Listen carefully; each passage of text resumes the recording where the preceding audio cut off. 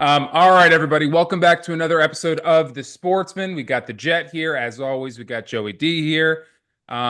Boys, let's jump right. Well, you know what? First of all, I want to say that our producer of this show, Mr. Anderson, is now one of the producers of the Brilliantly Dumb show. So I want How everyone to about give it? a big congratulations to him. He deserved it. He earned it. He's great at what he does, and now he's taking his talents to the Brilliantly Dumb show. Well, he's still going to do the sportsman. He's still a sportsman at heart Correct. as well, but he's Correct. moving up the farm system, and he's getting some reps in another show, and I think he's going to do unbelievable. I think he's going to help the Brilliantly Dumb show keep rising. That podcast is on a heater right now. But yeah, Mr. Anderson moving on up. Before you know it, he'll be with Bob the Sports. And He'll have a trifecta. yeah, he's like LeBron moving from Cleveland to Miami. What was his Notre Dame? Was it what school did he high school did he play with? Jet? LeBron? He didn't go. He Yeah. didn't play high school. Or oh no, he played high school. He didn't play I think it was college. no, wasn't it? What was it? What No. was high You're thinking school? of a one, St. Vincent, St. St. Mary. Vic. Yeah, yeah, There yeah, you It, go. it yeah. looked like Notre Dame. I know what you're You know what talking I'm saying? about. Yeah, Those old yeah. jerseys. You're talking about. I still remember this. How fucking old I am. I still remember like the old Sports Illustrated magazines, and like they would have him on the front like in his high school and be like the next king is like coming. Yeah, yeah. Now the Well, guy's He like sure 50 did. years old and still playing in the NBA, but now he's a sure. political figure. Yeah. The only difference between Michael Jordan and LeBron James is that LeBron James called himself the king. Michael Jordan let other people call himself the king. So. All right, guys, let's get into March Madness. We just finished up last night. I don't think we talked about the Final Four or the Sweet 16 much at all, so we can talk about all of it. But Florida beating Houston last night. Houston didn't score in the last 2 minutes or something like that. Didn't even get a shot off at the end of the game. What'd you guys think about Terrible. that? Jet, let's start with you. You had Houston last night. I did. I would say the Final Four was awesome. All four games were really good. I mean, Houston. I listen. They banged us. What can you say? It happens. They won. I mean, they shouldn't even have been there. They beat Duke on that crazy comeback, right?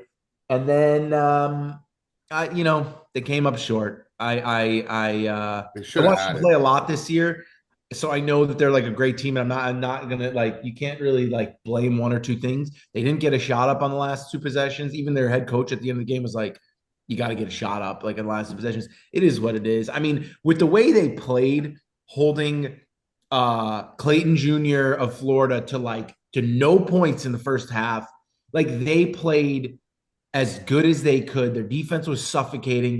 This was like it was good to see these good teams. Like Duke had to go up against a really good defense like that. Florida obviously has played good defenses this year, but Houston, they were my favorite team because they outworked everybody and they just came up a little short, and it's a shame. And I came up a little short because Houston came up a little short, but at least they won, the first game. And the The sportsmen sportsman came up a little short. and the 400 faithful came up a lot short because we needed three more after that. But hey, it was sometimes you just tip the cap. I thought that our sportsman parlay was going to be written in the stars after Me that too. comeback against Duke. I was like, listen, Me we're too. going to get Houston. Boston is the second biggest favorite to win the NBA Finals. And then we just need that little engine that could, the Philadelphia Phillies, to figure something out. And then we have a chance with the Bills to round it out. But there's a lot of Yeah. things that needed to happen. But, I will go on the record and saying that, I agree with all the things Jeff said. But it felt like at the end of the game, Houston just forgot what was working. Like getting in the low post with Roberts, drawing fouls, getting easy buckets. They were overthinking it. They were drawing the shot clock out. Now, Florida did play good defense, but it felt like for the last 5 minutes of the game, every time Houston went to drive the ball, like when they had an offensive possession, the shot clock was going down under 10 seconds. And then they had to force either like a teardrop shot or a layup or like a forced shot. Like they weren't getting into their offensive packages and like drawing up plays that would work for them. And as a result, it felt a lot like very discombobulated. It felt like they were just really, now I don't know if that's more of like credit to the defensive side of Florida or just, I don't know. I felt like they should have just, even in the last possession, Jet, I don't know if you agree with me. Pryor was probably their best player throughout the game. But I think if you give the ball to Roberts on the low post, at the very worst, it might draw a foul or whatnot. Yeah. But they drew up a play to win the game. And it was a good play. The guy came around the screen. He got the ball. Clayton Jr. came flying to block it. Yeah. Now, I think there were a little nerves. There was something because Sharp is a good player, and he had room to step around. I'm saying he had room to step around and just take a jumper, from like 30 feet or 28, whatever it was. It just didn't happen, But I don't know. They played well all year. It is what it is. These games always come down to some nonsense at the end. Everybody's going to look at that like play and be like, they fucked it up. It's like, well, I mean, there was a whole game. There were so many things that happened. Their bigs, to be honest, could not finish the whole game. The whole year, they would dump it inside to Roberts and even the other kid, Tugler, who fouled out. And these guys would just do these sky hooks all year and just drain them, and they couldn't make them. Nobody could, it's just, wow, there was 3 turnovers. Tugler turned the ball over. He got a rebound, turned the ball over. Right. Then Sharp hit the ball off his knee and turned it over. And then the last play of the game. So 3 offensive consecutive possessions, they turned the ball over. And you're not going to win if you don't score in the last 2 minutes of the game. You're just not going to win. When it comes down to one game to win all, like, shit happens. I don't know. It's a wild game. It is crazy how the more, like, I don't want to say the older I get because I'm whatever, but the older I get and the more I watch, the more I feel just awful when these teams lose. Like seeing these kids walk off the floor after losing the Natty. That I don't feel bad. Most of them are not coming back, right? Most of them are seniors, especially in the way college basketball is now. You don't even know if like a team like this is going to recover, get the guys in the transfer, get the recruits to come. Like, yeah. Their coach has never won. It's wild. I've noticed that about you. You have a lot of sympathy for like things like that are very disappointing in sports. Like who was it? Mark Andrews. Remember when he dropped the pass in the playoffs? I felt so bad for him. Man. You were the first thought was like, "Not he fucked us," but you were like, "I feel so fucking bad for this guy tough because he's gonna get so much shit." And they all do. And then everybody's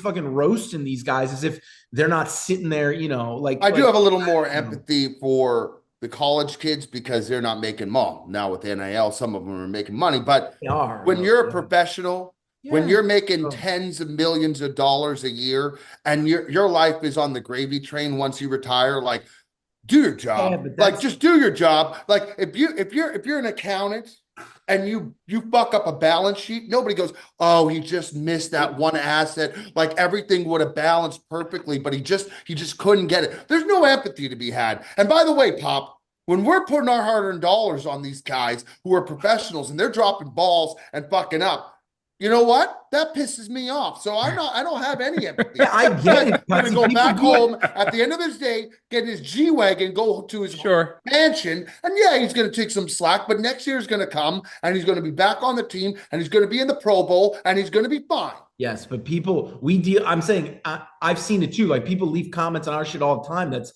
ridiculous stuff. But sometimes it's just an excuse for some clown who lost some money now feels that he has an excuse to fucking eviscerate a guy and his entire family. Especially when a college senior is walking off the court for the last time and they're not necessarily gonna play in the NBA. Like you're talking, they not necessarily have this gravy train you're talking about. It's tough. Well, I prefaced everything I said by saying it's a different situation with the college kids because some of them are not making money. So I have more empathy for them. But like I'm talking about, Mark Andrews is a guy who's making, I don't even know what his contract was. He's probably making $5 to $10 million a year to play football for half the year, to literally play half the season, and the rest of the year he can go golf and do what. Now, I happen to like Mark Andrews. He's a supporter of the program, so shout out to Mark. But I am just saying that I don't have empathy or I don't feel bad when he drops a ball that's in his hands that he's supposed to catch. Pop, where are you in this? Where are you in this argument? I'm not saying he shouldn't have caught the ball or they shouldn't have made the basket. I'm saying when you know what they're going home, like the nonsense that they're going to deal with now, you're like, I kind of feel bad for them.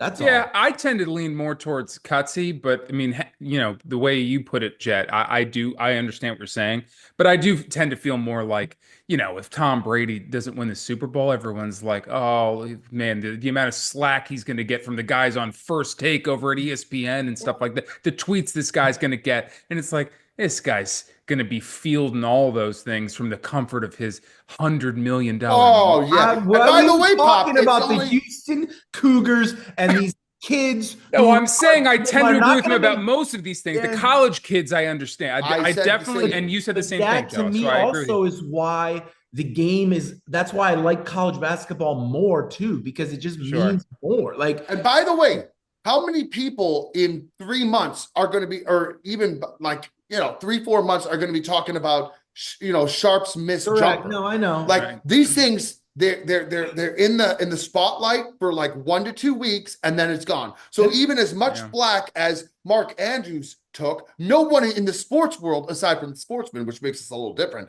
is talking about Mark Andrews right now. Like this guy is living his best life doing Yeah. whatever it is he's doing. So yeah, you're going to get it for a short period of time, but then as time moves Yes, on, but him. Listen, we don't got to talk about this whole time, but it's not all about how much money you're like. He probably I know. can't sleep some nights or wakes up at 3 a.m. seeing flashbacks of this ball floating through the air, knowing that he let his entire team down. Like that's what I think. Yeah, and again, sure. it happens as part of the game. Like I'm not sitting here pitting these guys. I'm just telling you when the fucking Cougars walked off the court, I felt bad for them. Okay, that's all. And you know what I will say, the last thing I'll say about it is that people take sports too seriously. Like if You're your looking life, at them. if your life is ruined, if you're like say, like Pop, for example, the Eagles, if the Eagles had lost, you would have been very upset, but you would have moved on. There are some people who all they Right. have is their sports team. And, and Yeah. I don't, I'm not saying that, I'm not shitting on people for that, but I'm saying there's just more to life than a fucking football game, So at the end of the Yeah. day, as disappointing, as devastating as it is, and we've all had moments, I've had absolute meltdowns after the Packers have fucked me, but you know what? Life goes on. And that people who are going to go and make a death threat to somebody or do what Jeff's saying, Yeah, those people Okay. are Well, out that's of their too fucking far. minds. That's what I'm That's talking out about. of That their happens minds. a Yeah. lot. I don't know I about can't the I imagine don't know about the that. death threat thing, but at least as far as like I do understand why sports can mean a lot to people. Like if you're going through a divorce and you lost your job and you do all these things and you grew up watching the team with your dad and stuff, like sports they can be bigger than the game sometimes. Like it means a lot to people. But yeah, if you go as far as like making death threats and stuff, Well, that's no good. look at the kid in the Angels in the Outfield movie. That season for the California Angels meant a whole lot more to him than just winning Sure. the pennant. That was his dad coming back, which he did not. True. I will say this, however, if someone cut me a check for $10 million tomorrow, if I made a mistake in the next editing of Bob Does Sports, I'd, Oh, I'd move on pretty quickly. Yeah. I'd move my on. question to you guys while we're on the topic: if someone said to you, Pop, Yeah. I will give you $10 million, but you Okay. can no longer cheer for the Philadelphia Eagles. Like you can't watch your games, you can't support the team. Like that's it. Your fandom is done. And like it would be monitored that if you broke the rules, the money would go back to Money the goes away. sender. I 10's right around the right number.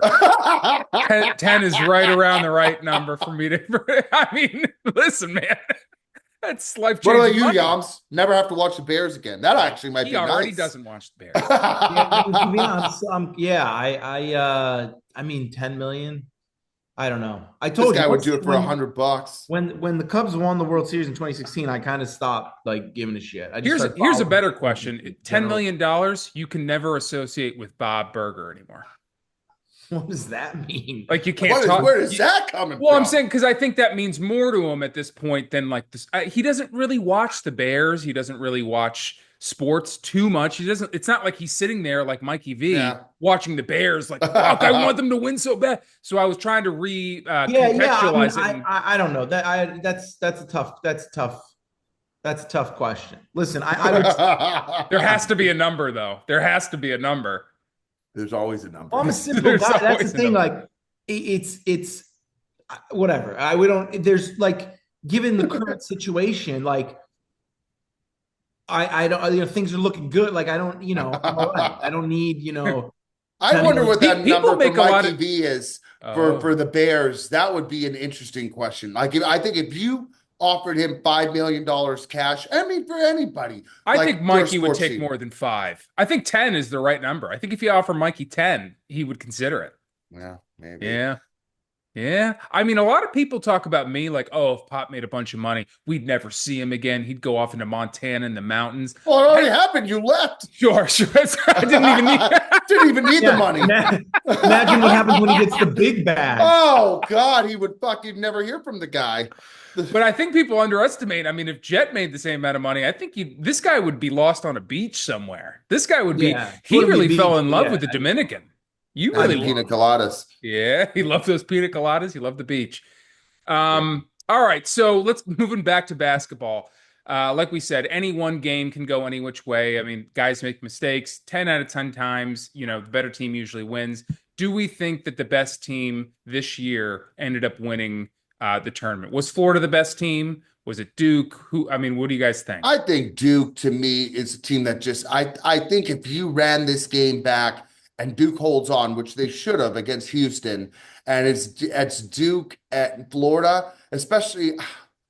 I can't see Duke losing this game. I think Duke was the best team in the tournament. I think they just blew it. But they lost, so they're not there. But I think with Cooper Flag coming back, I think they're going to be the team to beat. I don't think it's going to be Florida. He's not coming back. You don't think he's going to play another year? No. You think it's a one and He's done? gone. He's the quickest one and done of all time. But he's not. He should have been a senior in high school this year. He's not even a true freshman. Like you don't turn down the. You guys think he's coming back to? I don't know. I could see him playing one more year. You think he's gone? Don't turn down the opportunity for fucking supermax contracts in a few years. Like, well, he's not going to get a super max rate well, as a rookie. He's going to get it 1 year sooner than if he comes Well, back. what's the difference in what 1 year sooner? I mean, like, well, the difference is that if you get hit by a bus, then your family's not taken care of for life. But if you go a year sooner than get hit by a bus, they are. Yeah, I didn't think it was a doubt that he was going to be a one and done. I knew that he was most likely going to go to the NBA, but I didn't know it was like a guarantee. I don't think you turn down being the obvious number one pick. Maybe I'm wrong. Maybe he would be the number one pick next year too if he came back. Yes, but you right. You do risk like a season. Like remember that guy from Kentucky, like 15 years ago, like shattered his knee. I don't remember, but you don't remember that guy? Like shattered his leg. He was a great player for Kentucky. Like 15 years ago, Calipari was still there, and he like shattered his fucking knee, and it ruined his whole career. When the year before he could have went to. I got to find the guy's name. I think if you're Cooper Flag right now, you come back to Duke, and you're training to be the. I mean, you're going to be the number one pick, but now But how much is he going to make as a rookie? Like you're not going to make. You're going to make millions of dollars still. I get that. Millions of dollars, but also you're a year closer to getting the second contract, which is huge. You could blow your knee out as a rookie in the NBA too. And then the third contract is the Supermax, which would be 100 by that time. Yeah. 80, 90 million bucks a year. By that time, in 5 years from now, whatever, 8 years from now. It's amazing to me how much these NBA players are making now. It's unbelievable. Like the money that's involved. Those TV. If the trajectory of the league keeps going the way that it is, these guys are going to start making less and less. Because it all depends on how much. I mean, they're locked into TV deals, but if like they restructure in a few years, whenever it's up with TNT and all these guys, that like, hey, your league's making $100 million less than it was last time. These TV deals are gonna spend less to make them, which means these players are going to be paid less. So, I actually think Duke is the most talented team, but Florida got hot at the right time, and they were okay all year. And then toward the end of the year, they just turned it on and they ran through the SEC. They won the SEC tournament. So I still think they probably would have won it all. Yeah. That Clayton is one hell of a player, man. Yeah. And the other thing about Clayton playing last night. He wasn't forcing it. Like he was playing, his shot wasn't falling. He wasn't playing good. So he's like, fuck it. I'll just find the open guys and I'll get my baskets when I can. He forced maybe a couple threes to try to get going, but I thought he played great. Everybody was going to shit on him for having 0 points, but he had like 8 assists. He was just moving the ball around. Yeah. So if Cooper Flag does go into the NBA draft, who's in line who has Well, the Duke, number one trip? Who has oh, the I number know one who has the pick? number one pick, but I was going to say the other thing is that Duke has these two Carlos Boozer's kids are coming in. They're like the top kids in high school, and they're coming in to like take over for Duke. Duke's just has become this. Utah's the worst team in the league. They're the new Kentucky. They just get the best class every year for 1 year, and then everybody bounces. It's Utah and then one game better. I mean, it's either going to be Utah, Washington, or Charlotte. Those are the three worst teams in the league right now. Yeah, but the NBA They have has a a lottery. lottery. Yeah. So it's the five Oh, worst teams, and then oh, yeah. I thought it was three. So A lot of five would guys. be. So Pop, your Phillies are in that bye. Sixers. Yeah. No, but there's Or more. sorry, There's Sixers. like The Philadelphia Sixers are the fifth worst team. It goes Utah at 16 and 63, then Washington 17-61, Charlotte 19 and 59, New Orleans Pelicans 21 and 57, and then the Sixers unless they are changed 25 and it, 53. unless they changed it, any team who doesn't make the playoffs is in the lottery. Oh, It, okay. But your each team, chances the are better just your tiny. record is, Correct. The you have higher less chance. balls You have in more ping the pong balls. more Yeah. ping pong balls. Yeah, Yeah. exactly. And then they rig it.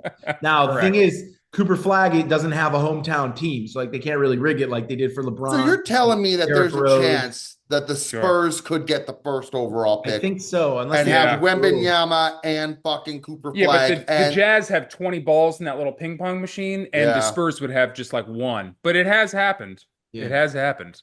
Well, I can happened. imagine that. Did they rig it? Do you think they rigged Chicago to get Derrick Rose? Well, I don't remember how. Well, the Bulls had a very tiny. They had like a 1% chance to win the lottery, and they won it. But the thing is, at that time, nobody even knew if they were going to take Derrick Rose or Michael Beasley. Or Michael Beasley. Right. Yeah, So even though that, I think it was whatever at the time. I think it was Rose. People say it was rigged for LeBron, but I think the Cavs had a much higher chance of getting the number one pick at the time. Gotcha. Okay. All right. Well, let's move on here. March Madness is over. We'll have far less to talk about, but what we do have to talk about is the Masters coming up, gentlemen. The Masters in a couple of days. Give me your picks. Minwoo, our guy, coming off a huge win in Houston, his first ever PGA Tour win. Do you like his odds? Do you like someone from Live? Who do you guys like in the Masters this year? We did on the Brilliant Dumb Show. We gave like picks of people that we like, and I went one real chalk with Oberg, and then I gave another pick.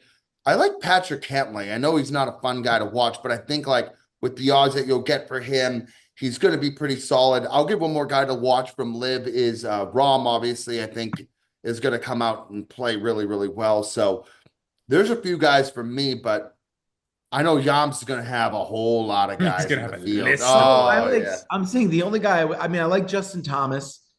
Picking a I winner, don't like that I at rarely all. pick like even bets. I rarely bet on like tournament winners on a Wednesday. I like to do the matchups and then I'll pick a winner like on the weekend. But Justin Thomas, and if you're looking at long shot, I mean, Joaquin Neiman, I don't know if he's a long shot, but he's obviously a guy to look at just with the way he's playing on Live. I think Bryson is a guy to look at. I don't, just I had the odds there's here. a lot of I'll pull it guys. up. Hold What about on. Rory? Well, yeah, Rory's but got a Rory real is shot. That's numbered chalk. like he's chalky. Yeah, he's chalky, but Scotty chalk Scheffler and wins. Rory. Hey, listen, if there's a time for Rory to win the Masters, it's now. I But know. who knows? Who knows? Yaman was saying for a while that he was going to put something on him. So I think, and odds. Scotty Scheffler's 9-2. Rory McIlroy is right after him. Colin Morikawa. Then you got Bryson and John Rahm and Oberg. Xander Schauffele's actually pretty good value. He's 20-1, and he's a guy who won 2 majors last year. I mean, Yeah, he's but not. coming He's back not. from an injury. He's like, I mean, yeah. He also plays well at Augusta, very well. Where's Joe? Where's Wyndham Clark? Hold on, let me pull it up here. He's plus Wyndham Clark, 7,500 is what I saw. Okay. he's plus 8,000. He's Yeah. way down. Plus 8,000. Okay. All right. He's battling a neck issue, if you guys haven't heard. There's always somebody. I don't. Who's an interesting pick? Gentlemen, he plays well.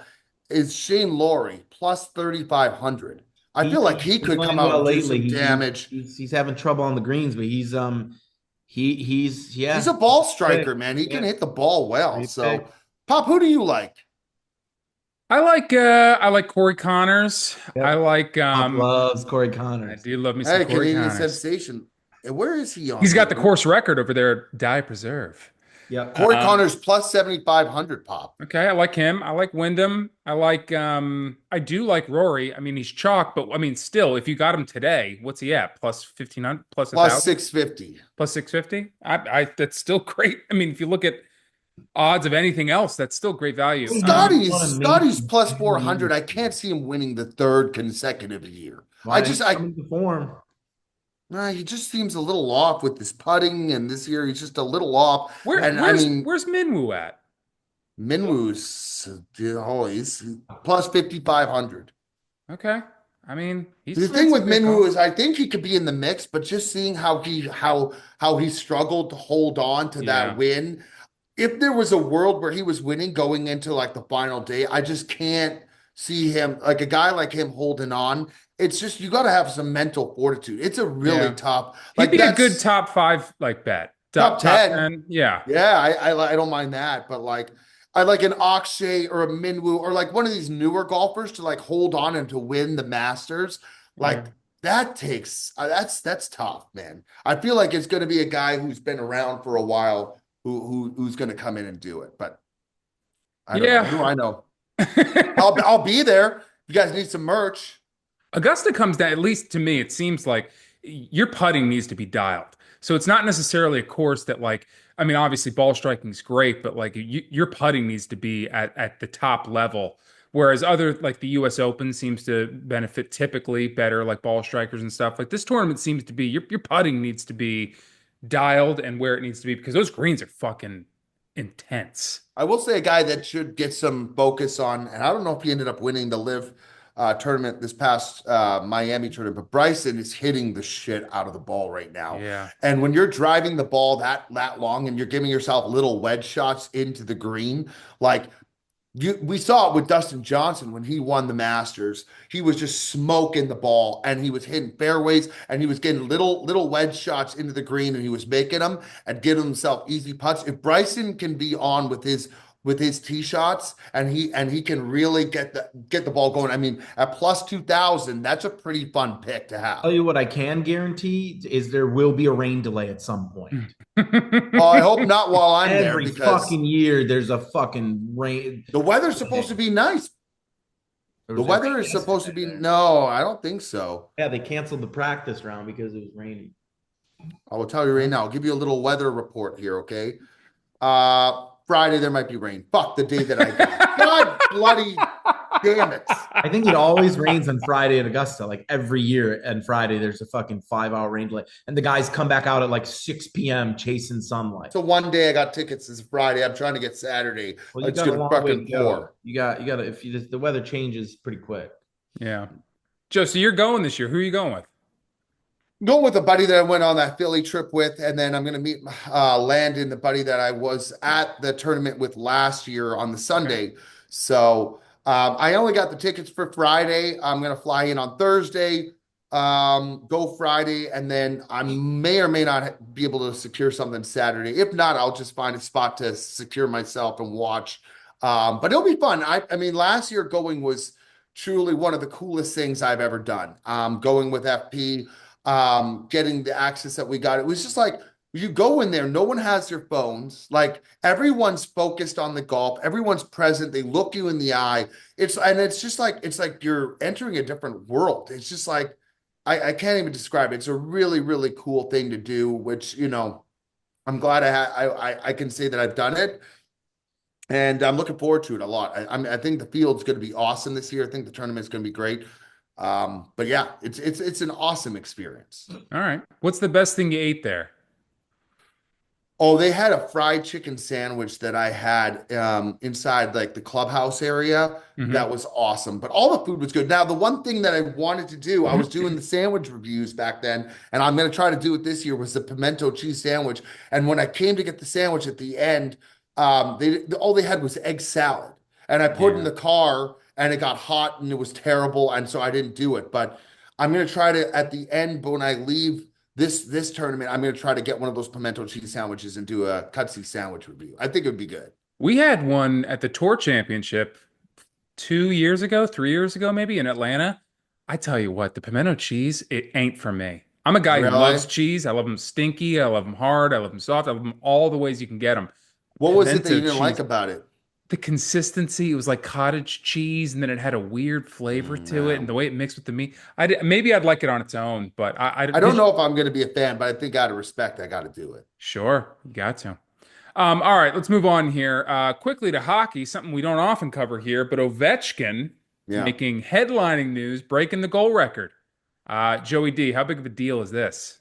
I think it's a huge deal. 895 goals. Guys played 20 seasons in the NHL. I mean, people talk about different records and like, oh, this guy, like LeBron, for example, and what he's done, and as never would take anything away from someone and their accolades like that. But when you look at hockey and how rigorous and how straining it is on the body and like what these guys are going through on playoff runs and whatnot, this guy's played 20 seasons and he's missed 35 games in 20 seasons. That's unbelievable. And then to score 895 goals, I mean, just the guy is he came out as electric as you could as a rookie with Washington when he first came on the scene, was scoring fucking goals from his back. Remember that ticket? That Yeah, goal he scored. I mean, he's just always been an electric factory. He's been great for the game.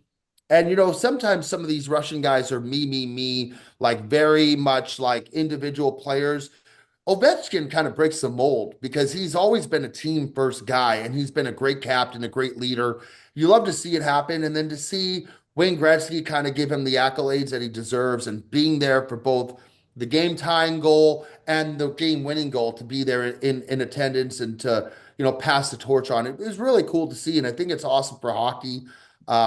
It's a record that might not ever be broken again. To be completely honest, it's 895 goals? Like, that's fucking crazy. You got to remember when Gretzky was doing it, as good as Gretzky was, he was shooting on goalies who had pads that were like fucking 2 feet wide and were like yeah, stand-up goalies. Like Ovechkin's done it in an era where you have the best goalies. Like goalies nowadays, like are 20, 30 times better than they were in the early 90s and late 80s.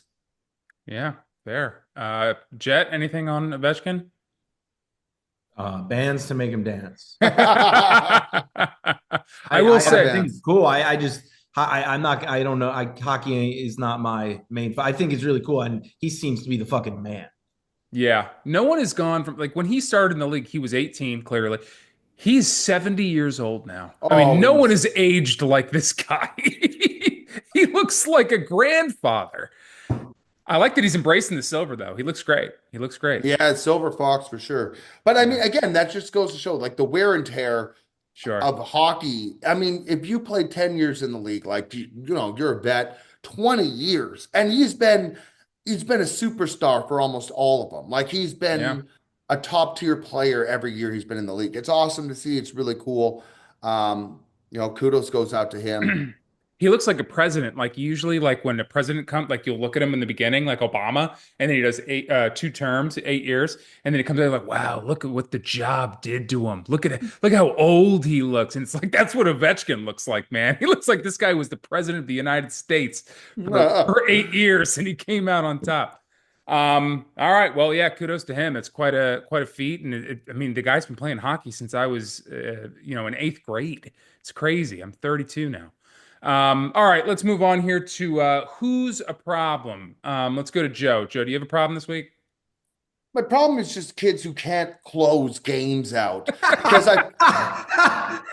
I feel like, and correct me if I'm wrong, but like this tournament more than any other, Jets good just gone now. He's That gone. was He's gone. it's just gone with the Come wind. back. Come back.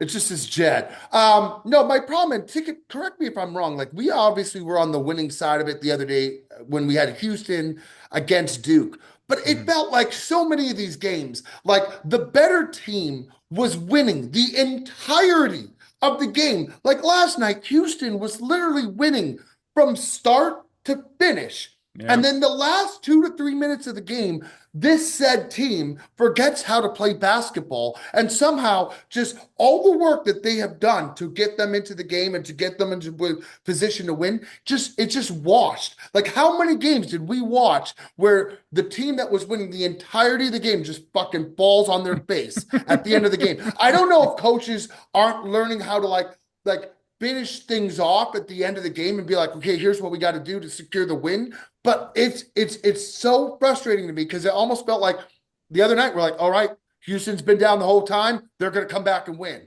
And then last night I'm like, oh my God, they're up the entirety of the game. They're going to lose now. And that's all that happened this entire tournament. Hopefully in the next March Madness, you can watch a team be able to close out a lead and win the way they're supposed to. It's fair. It's fair. Florida almost did it the other day. Florida almost blew it the other day, to be completely against Auburn. They almost gave up a lead right up until the very last minute of the game. Yeah, a lot of these college kids though don't go on to play in the NBA. Like they're not NBA talent. Like they're good players for who they are. Oh, you can tell me that again. So my point is like, yeah, they're not the most reliable guys. I mean, it happens. Between missing free throws, turnovers at the end of the game, just forced shots. It's like I don't know if the pressure just gets to these kids or what it is, but to me it was more evident in this tournament than ever before. Where it's like, oh my God, you can't rely on these kids at all. Like in the past, there would be teams where you're like, UConn, okay, you know what? No matter what, they're well coached. Hurley's got them in a good spot. They're going to close out. I felt like every team this year, there was just a lot of unreliability and like very shaky, unconvincing wins, you know? Sure. Do you think you can rely on college football players more than you can rely on college Absolutely basketball not. players? Absolutely not. Although I will say, Ohio State in the playoff, like in the college playoffs, Ohio State to me looked like the most like pro-ready team of all the teams. Like there was one team where you're like, that team I can get behind. They look like they deserve to win. They're going to go all the way. I never felt that way at any point of this tournament. I thought Florida was a good team. I think they're one of the best teams, and they obviously won. But for long stretches of that game, they look like not the best team. And then, sure enough, they're crowned champions. So There we go. All right, Jet, who's the problem this week? Yeah, I mean, I was having a tough time thinking of one, but it's very kind of similar to Cutsies, and it's not a specific person. It is a, and this applies to college basketball and the NBA, but I think more so in college. It's big men who, when they get the ball with anybody who's any sort smaller than them on them, deciding that they have to shoot the ball at all costs just because the man guarding them is shorter than them. So they'll go, you'll be like, oh, there's a mismatch. The center will come out to the 3-point line. He'll have a guard on him, and he'll decide that he has to back the guard down from the center, from the 3-point line, for the strict reason that the guard is smaller than him. So then either the guard will pull the chair out. It never works out. I've never seen somebody be like, mismatch, and they dump it low, and the guy make like a nice, it's almost like big men are better on offense against guys their size, right? But when you bring a small guy on them and they're like, I have to shoot, this is my only chance, they become unbelievably selfish, and they put up hook shot. They're putting up shots you would never see a big man for the simple Or how about, Jet, when they hold the ball down low so that a shorter guy can just grab the ball? Correct. Or the guy pulls out the chair, or they jump and they're so used to like somebody being in their space, but nobody's there, that they just like miss like a layup. It happened a bunch of times last night with Houston. It's happened a bunch of times across the whole tournament. I don't even like the post up as like a play anymore. I think that it's outdated. And that might sound ridiculous, but unless it's like Jokic, the post-up's outdated. You're either shooting threes or taking layups. Like big men are in there at this point to play defense and like set picks. But I cannot stand, because it's been a thing since high school. It's like a thing in basketball. Everybody knows when the guy's smaller, you got to take him. And it never works ever. It's true. If I was coaching, I just put my guards on the big men and let these guys fall apart. I have an honorary problem too this week, and one of the greats of all time, but his comments I think I just find preposterous. Gary Player saying that Augusta National isn't even maybe a top 20 course is one of the crazier things that I have ever heard. And I don't know if I'm just spitballing here. You guys disagree with me. The guy won 3 Masters. You think he would have some kind of like heartfelt sentiment towards Augusta National, but for him to say it's not even in the realm of maybe top 20 golf courses he's played, I just simply can't fathom that. A guy of my skill level, dude, Moore Park is No one of the shit. greatest courses I've ever played. I Doesn't mean, matter the Like, skill level. he Don't likes skill to shame talk. yourself. well, but it depends on what he's talking about. Is he talking about views? Is he talking about like placement? Like the way guys, maybe he's talking about the design of the course. I don't know. I Pop, don't. let me tell you something, Rick. When you Okay. go out there, if you go out there and you step foot in that course and you look around, that place, it's not real life. It's like a fairyland. It's like there's fake bird noises. It's like there's not a blade of grass out of place. I Yeah. don't know how you can not even have that course in a top 10, let alone he's saying top 20. To me, that is wild. And you know, Sure. these guys making these crazy claims. How about the other day, Bubba Watson saying that what Scotty Scheffler did was more Yeah. impressive last year than Tiger Woods in 2000? Yeah. These Yeah. golfers are drinking some weird Kool-Aid, man.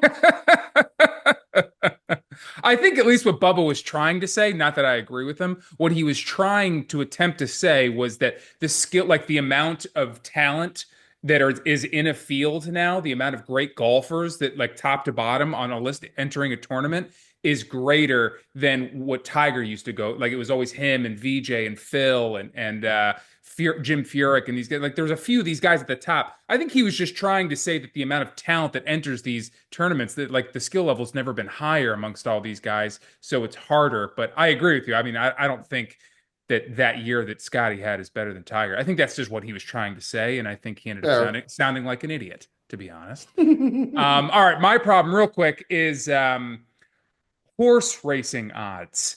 Why can anywhere in America you go and like even Joe earlier, he's like, so what's Rory for the Masters? Like plus 650. I know exactly what that is. Bet 10 to win $65, bet 100 to win $650. I understand how that works. Why with horse racing is it Secretariat 108 to 77? Like, what the fuck does that mean? What the fuck is that? 42 to 8. How much do I need to bet to win what? Oh What the man, fuck does that mean? You Why have to haven't divide the numbers. correct, but why can't they just be like, yeah, Seabiscuit plus 150? Why can't they just do I that? agree. I agree. Why?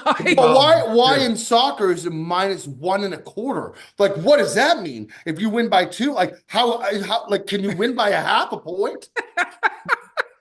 You know what I'm talking about, Jed? It's Yeah, the I How can it do. be craziest minus thing. one and a That's quarter? something that's like I don't know what that is. Yeah, I've seen it. I It's saw that ridiculous. once on a soccer match. I'm like, so wait, if I win by one, like One why point not one just two five. Yeah.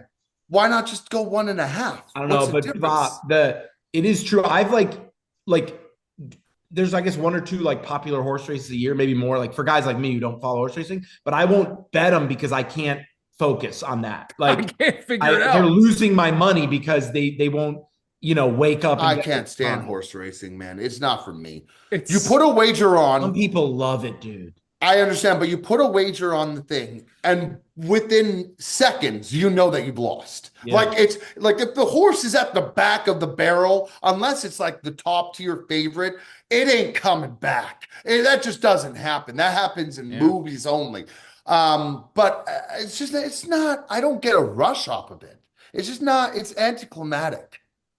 Well, it used to Trying to be see the like numbers on the horses too, Pop. Like you I don't know know. which one is your horse. You're like I They're think all meshed up together. There's one random brown one. I'll normally just bet the one that's different color from the rest, so I know where my horse It is. also ends so fast. You think you're in it for the long run, and then he's like, and here they come down the stretch, and you're like, they just started the fucking race, and it's over. yeah. Well, people who like instant gratification, like to figure out your bet right away, like those guys who like the first inning bets, it's the quickest bet in sports. And Yeah. then with horse racing, there's another one half an hour later. They do Yeah. it all day. You might watch the big one like at the Kentucky Derby, but they've got horse races like all throughout the morning leading There's up people to who post themselves up there, and it. Yeah. a horse racer, like a gambler, is a different breed of person. I agree. Like they got some different Easy. innuendos going. They get the like the little paper, and they're Yeah. as if they're riding the horse, as if that's going to help get the horse to the next furlong. It's like, what are we doing? You're just a little weird. Jersey Jerry's one of them. I mean, that says it all. But just a little bit. They're built different. Hey, it's Mr. Jerry now. Oh. Yeah, Hey, yeah. hey, kids, it's time to play. All right, we're gonna move on to some viewer questions. Jet, we got to let you go? I got to bounce Okay, shortly. no problem. Joe and I will handle the All questions if right, you got to boys. hop off. All right, let's rip a few of these questions. First Sure. one is Zach Wells wants to know, what are your thoughts on the torpedo bats? I mean, listen, this is like anything else. I mean, it doesn't technically go against the rules, right? There's nothing that's written in the rule book that says that they're doing something illegal. So if it works, I think all the kudos in the world to them. I just think they maybe didn't need to hit 20,000 home runs in the first four games. Maybe Hmm. just like win the game by like a couple runs instead of 20. And they might not have been so much in the public eye. Um, it's like the tush push. Anything that goes outside the norm of a regular play or a regular sanctioned piece of equipment, even if it is legal, people start to question it. And if it Right, is successful and it's working for them, I mean, all the power in the world to them. Like the same reason I don't think the tush push should be, deemed illegal. Like right. they're doing something that, just goes against the confines of what everyone else has done. But innovation has always helped make people better. So why not be smart? Work harder, not smarter, or work smarter, not harder, Yeah, I agree. My issue is not with the torpedo bats themselves. My issue, or what the Yankees did. My issue is just more with baseball. The fact that these guys, the commissioner of baseball and just the MLB as a whole, has been so precious about the game and like so sticklers about any little person doing any little thing, Yeah. steroids, corking bats, pine tar on the baseball so pitchers have an advantage, mound raises. It's and yet every single field has a different outfield, every single one. And so why can guys do one thing and not another? Why are they precious about one thing but not another thing? It's just baseball has to let people be innovative, like you just said, be creative, get wild with the sport. If guys want, in my personal opinion, cork the bat, make the bat all different shapes. Let guys take steroids. Let pitchers use pine tar in the baseball to get better grips. Let people do whatever the fuck they want, and maybe that'll help your sport be relevant again. Instead of Yeah. like picking and choosing, like God forbid if the Rockies were the first to bring out these torpedo bats. I don't think it would have gone the same way as when the Yankees do it because baseball has a vested interest in the Yankees doing well. That World Series last year, Dodgers, major city, LA, against the Yankees, major city, New York, one of the storied teams of baseball. That was the best World Series numbers they've had in ages. So they definitely to say that they don't have a vested interest in these things is Oh, they do. crazy. So And by the it, way, these teams pop to add on to what you're saying. Teams like the Yankees for years just buying their teams yeah, of pennants and championships.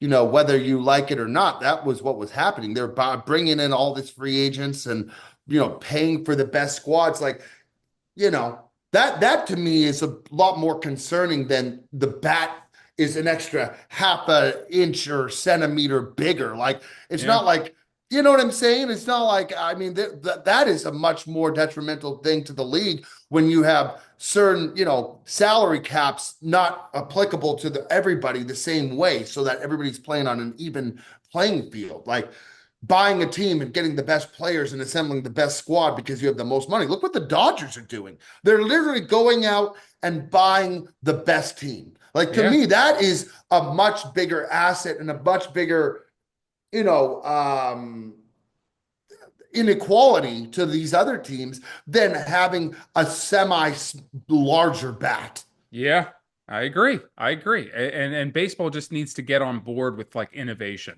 which they haven't for such a long time. They waited for this fucking Pete Rose to die to be like, you know what? Actually, not so bad. We'll let him in. Like, did you have to let the guy die before they you they made that? made they made an example out of Pete Rose, bro. They sure did. Pete Rose got the short end of the bat, if you know what I mean.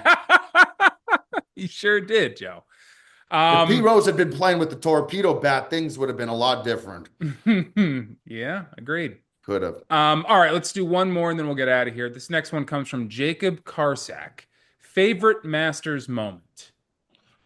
I mean, I think everybody's got to say Tiger Woods coming back and winning.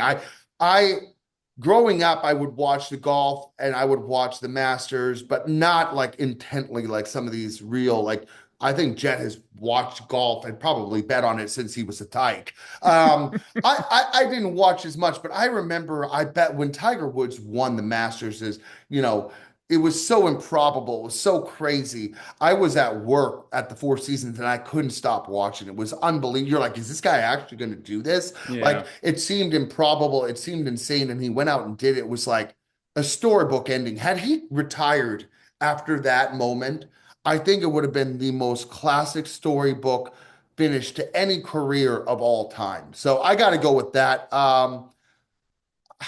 I think Phil Mickelson winning the way that he did too was pretty crazy. Some of the shots he Yeah. made out of the trees and like coming back was awesome too. But I don't have a lot to pick from. I think Tiger is so prominently first for me. What would you agree? Well, yeah, of course. I think that Tiger's got to be the number one. I mean, there's a lot of great moments. A lot of people don't like Bubba Watson, but when he won that year, that was pretty fucking nuts when he hit out of the woods and shit. I mean, he had some great moments, DJ, Spieth. But I think if you really do have to just like pick the best moment, the whole world was watching Tiger. It felt like it felt like a president being elected. Like everyone had to be watching their TV to like see what was going on. Everyone, even if you didn't like golf, That people were whole watching weekend, Tiger. Saturday and Sunday was Oh, insane. it was insane. It's one of the Because greatest. it was what it was Finau, Molinari, and Tiger in that final grouping, and they were like neck and neck. And the way that it just Tiger pulled away after that par three, I think it was 12. I think both of them went in the water. One Molinari did for sure. I think Finau did too. And Tiger hit one directly on the green and Hmm. walked off. And it was like, oh my God, he's gonna do it, dude. This is insane. Hmm. It was crazy. I mean, forget Masters moments. That's just one of the better moments in sports history. It I was. mean, he's given us a lot. I should not have taken a bite of that piece of bread. It went right down the chute. All right, Joey D. March Madness is over. I don't know where we're going to go from here. It's going to be a lot of golf. It's going to be a lot of baseball. Maybe we'll get into some hockey playoffs. But March, that's kind of after football season. That's the thing that we cling on to. We should maybe, I don't know, Jet's not here now, but we should maybe put in another future. All Like right, that was fun and it didn't last long, but that maybe was fun. You want I to put was one gonna in say, now? sure. All right. Why don't we finish by putting in a future? Do we Okay. do the Masters? Let's Because do the Masters. that could be short-lived, Pop. Let's do the world, let's do NBA championship. Well, no, hang on. Let's do a big long futures parlay when Jet comes back next week. But for this week, Okay, let's just do the Masters. let's do one for the Masters.